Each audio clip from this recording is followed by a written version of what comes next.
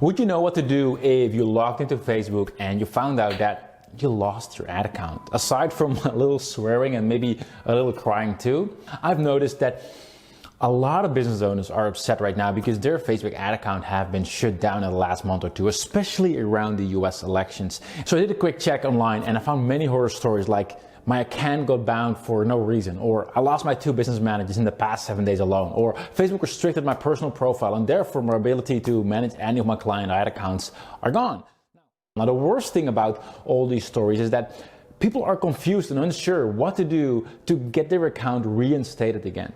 And I've heard many of the same stories from my customers as well, especially over the last couple of months.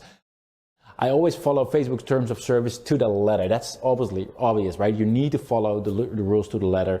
But you know what? Despite that, I've even had some of my ad accounts banned, disabled. Fortunately, I've always managed to get all of my accounts back reinstated, but not before I've put in hours and hours of research and carefully document what works to win my account back and what didn't work, right? And here's the thing that most people don't know about their Facebook ad account. Facebook has a lot of hidden factors that affect your account reputation, and often they have nothing really to do with you. Like, for example, you may have had an ad agency or a freelancer work on your ad account at one time.